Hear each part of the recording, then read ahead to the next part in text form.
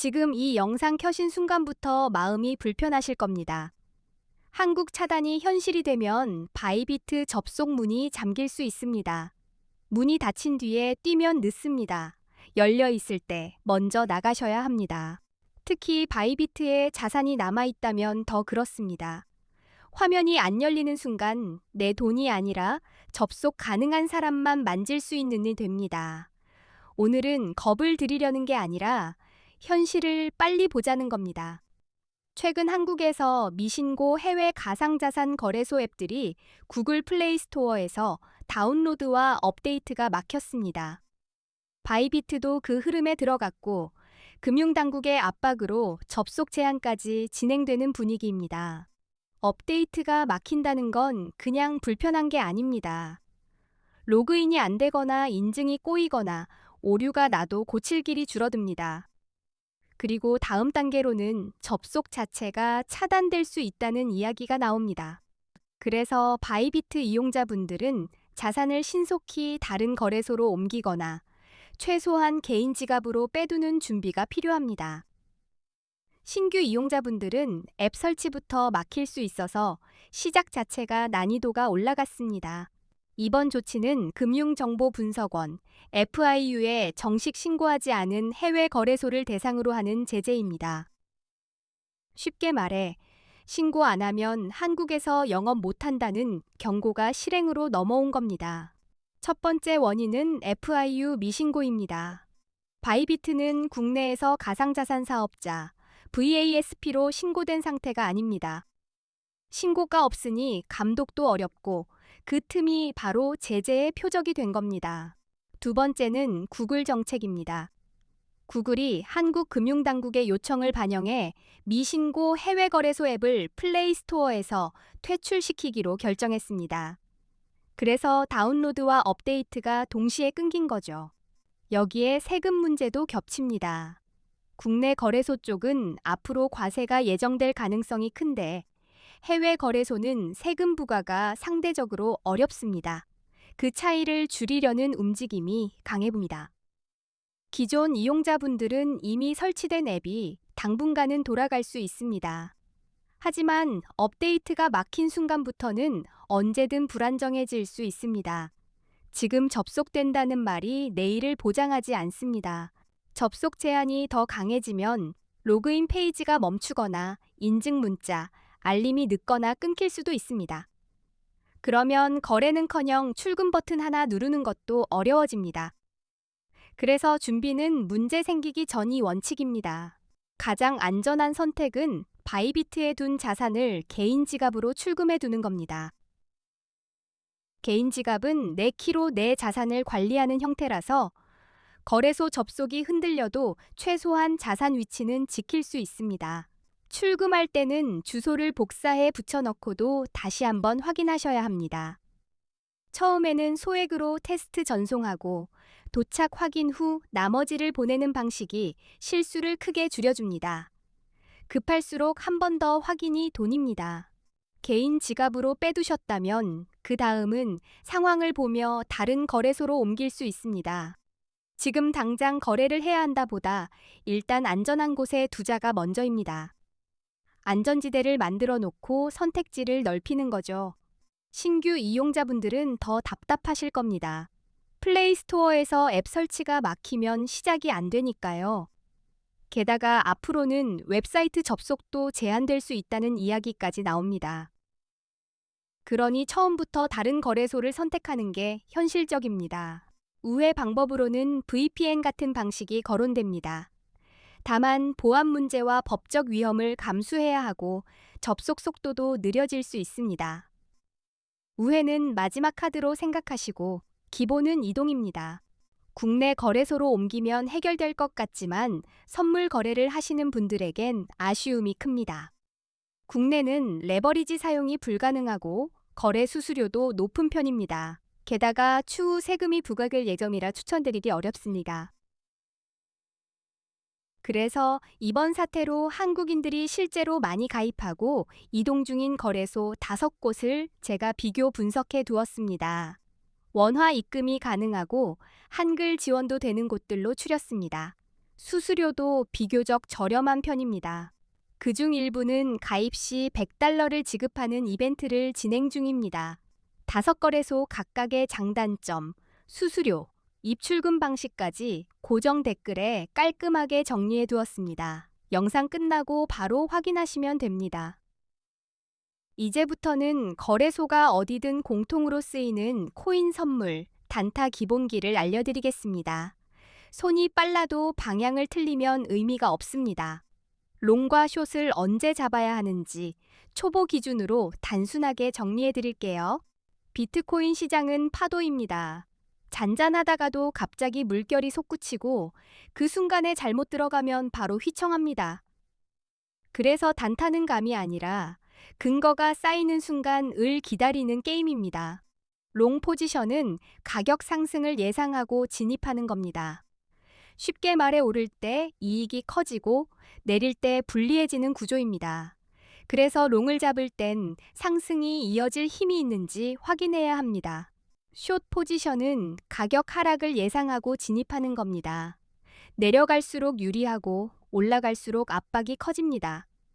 숏은 하락 흐름이 이미 시작됐거나 시작될 근거를 찾는 게 핵심입니다. 롱이 유리한 조건부터 보겠습니다. 차트에서 강한 상승 추세가 보이면 롱이 유리할 가능성이 높습니다. 고점이 높아지고 저점도 같이 올라가는 모습은 시장이 위로 기울었다는 신호입니다. 이런 상승 추세에서는 되돌림이 와도 저점이 무너지고 있지 않은지 보는 게 중요합니다. 잠깐 흔들려도 다시 위로 받쳐주면 시장은 아직 올라갈 힘이 남아있을 수 있습니다. 롱 쪽이 편합니다. 기술적 분석에서는 이동평균선 교차를 자주 봅니다. 50일 이동평균선이 150일 이동평균선을 위로 돌파하면 골든 크로스라고 하고 상승 흐름이 강화될 수 있다고 해석합니다. 초보자분들도 한 번만 보면 눈에 익습니다. 물론 골든 크로스만 보고 들어가면 늦을 때도 있습니다. 그래서 차트의 흐름과 함께 보셔야 상승 추세가 먼저 만들고 그 다음에 이동평균선이 따라오는 경우가 많기 때문입니다. 순서가 중요합니다. 거래량은 시장의 체력입니다. 가격이 오르는데 거래량도 함께 늘면 사람들이 진짜로 산다는 뜻이 됩니다. 이런 장면은 상승의 신뢰도를 키워주고 롱 진입 근거를 단단하게 만들어줍니다. 반대로 가격만 오르고 거래량이 없다면 혼자 뛰는 달리기처럼 외로울 수 있습니다. 그럴 때는 롱을 무리하게 잡기보다 거래량이 붙는지 기다리면서 확신을 쌓는 게 좋습니다. 단타는 기다림이 이익입니다. 뉴스는 차트를 갑자기 가속시키는 불씨가 됩니다. 규제 완화 소식, 대형기관 투자자 진입, ETF 승인 같은 긍정 재료가 나오면 시장 심리가 급격히 좋아질 수 있습니다.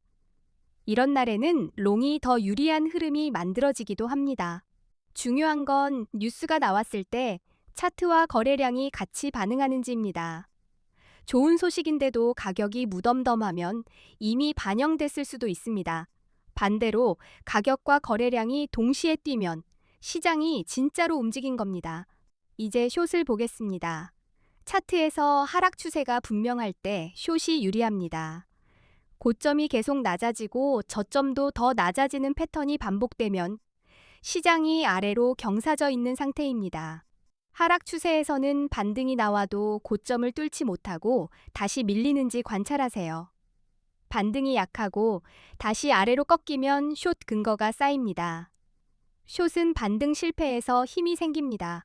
이동 평균선에서도 하락 신호가 있습니다.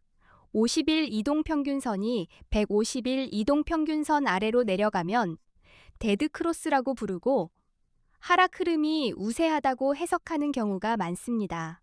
데드 크로스 역시 단독 신호로 끝내지 마시고 하락 추세와 함께 확인하세요. 이미 가격이 많이 내려간 뒤에 나오는 경우도 있으니 지금이 어디쯤인지 위치 감각을 같이 가져가셔야 합니다. 거래량도 숏 판단에 도움을 줍니다. 특히 가격이 오르는 척 하는데 거래량이 줄어들면 상승이 힘을 잃고 있다는 신호일 수 있습니다. 겉은 올라가도 속이 비어 있으면 이후에 급하게 꺾일 가능성이 커집니다. 부정적인 뉴스는 하락을 더 빠르게 만듭니다. 규제 강화 소식, 해킹 사고, 주요 국가의 규제 정책 강화 같은 내용이 터지면 공포가 번집니다. 이런 환경에서는 숏이 더 유리한 장면이 자주 나옵니다. 뉴스가 나왔을 때는 내가 믿고 싶은 방향 말고 시장이 실제로 움직이는 방향을 보셔야 합니다. 악재가 나왔는데도 가격이 버티면 숏을 늦추고 확인을 더 하셔야 합니다. 단타는 확인이 먼저입니다. 이제 보조 지표를 활용해 보겠습니다. 비트코인 시장에서는 기술적 분석이 정말 중요합니다. 대표적으로 RSI, MACD, 볼린저 밴드 같은 지표가 있고 초보자도 일정한 규칙으로 볼 수 있습니다. RSI는 과매수, 과매도 상태를 숫자로 보여줍니다. 70 이상이면 과열로 해석해 숏을 고민할 수 있고 30 이하이면 과매도로 해석해 롱이 유리할 수 있습니다. 시장이 너무 달아올랐는지, 너무 식었는지 보는 겁니다. RSI를 볼 때는 수치만 딱 보고 끝내지 마시고 추세와 같이 보세요. 상승 추세에서 70을 넘는 건 강하다는 의미일 수도 있습니다. 그래서 RSI는 방향을 정하기보다 속도를 체크하는 도구로 쓰시면 좋습니다. MACD는 추세가 바뀌는 순간을 포착하는 데 도움이 됩니다. 선이 교차하거나 벌어지는 모습이 나오면 시장의 힘이 바뀌는 힌트가 됩니다. 단타는 이런 힌트가 쌓일 때 진입이 더 편해집니다. 볼린저 밴드는 변동성의 폭을 보여줍니다. 밴드가 좁아지면 조용한 구간, 밴드가 벌어지면 파도가 커지는 구간일 수 있습니다. 밴드가 확 벌어질 때는 급등락이 나올 수 있어 타이밍이 더 중요합니다. 그래서 저는 이렇게 봅니다. 추세는 차트로 확인하고 힘은 거래량으로 확인하며 분위기는 뉴스로 확인하고 과열이나 전환은 지표로 체크합니다. 네 가지가 같은 방향을 가리키면 진입이 훨씬 편해집니다. 예를 들어 상승 추세가 뚜렷하고 거래량이 늘고 긍정 뉴스가 동시에 나오고 RSI가 무리 없이 따라가는 구간이라면 롱 쪽 확률이 높아집니다. 이런 때는 작은 되돌림에 흔들리지 않고 계획대로 보는 게 중요합니다. 반대로 하락 추세에서 반등이 계속 실패하고 데드 크로스가 보이고 악재 뉴스가 겹치고 거래량이 약해지는 모습이라면 숏이 유리한 흐름이 될 수 있습니다. 이때도 성급하게 쫓기보다 확인되는 자리에서 들어가야 합니다. 단타라고 해서 무조건 빨리만 하는 건 아닙니다. 짧게 먹더라도 근거가 있는 자리에서만 들어가면 결과가 훨씬 안정적입니다. 한 번에 크게보다 여러 번 작게가 초보자에게는 더 현실적인 접근입니다. 그리고 다시 현실로 돌아오면 지금은 한국 차단 흐름 때문에 환경 자체가 바뀌고 있습니다. 거래가 잘 되는지보다 내 자산이 안전하게 들어가고 나오는지가 먼저입니다. 그래서 제가 비교한 거래소 5곳이 더 중요해진 겁니다. 5거래소는 공통으로 원화 입금이 가능하고 한글 지원이 됩니다. 수수료가 저렴한 곳을 포함했고 이벤트로 $100를 주는 곳도 섞어두었습니다. 어디로 가야 할지 고민되시면 고정 댓글표를 그대로 따라가시면 됩니다. 기존 바이비트 이용자분들은 오늘 꼭 한 가지는 하셨으면 합니다. 앱이 켜질 때 출금 경로를 미리 만들어 두거나 개인 지갑으로 소액 테스트를 보내보는 겁니다. 움직임은 작은 것부터 시작하면 부담이 줄어듭니다. 신규 이용자분들도 마찬가지입니다. 설치가 막힌 뒤에 우회 방법부터 찾으면 시간과 에너지가 소모됩니다. 처음부터 대한거래소로 가입하고 원화 입금과 한글 지원을 확인해 두면 출발이 훨씬 매끄럽습니다.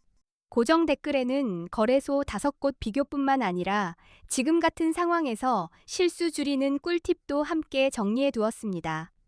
확인만 해도 불안이 확 줄어들 겁니다. 준비가 곧 심리 안정이 됩니다. 오늘 설명드린 롱과 숏의 기준, 추세와 거래량, 뉴스와 보조지표만 제대로 엮어도 단타가 훨씬 쉬워집니다. 방향을 찍는 게 아니라 근거를 모으는 방식으로 바꾸시면 됩니다. 이 영상이 코인 선물 거래에 처음 들어오시는 분들께 길잡이가 되었으면 합니다. 앞으로도 초보자분들이 따라오기 쉽게 어렵게 말하지 않고 차근차근 풀어서 올리겠습니다. 마지막으로 한국 차단 이슈는 감정으로 버티는 게 아니라 행동으로 대비하는 문제입니다. 고정 댓글 확인하시고 자산 이동부터 차분히 정리해 보세요. 끝까지 시청해 주셔서 감사합니다.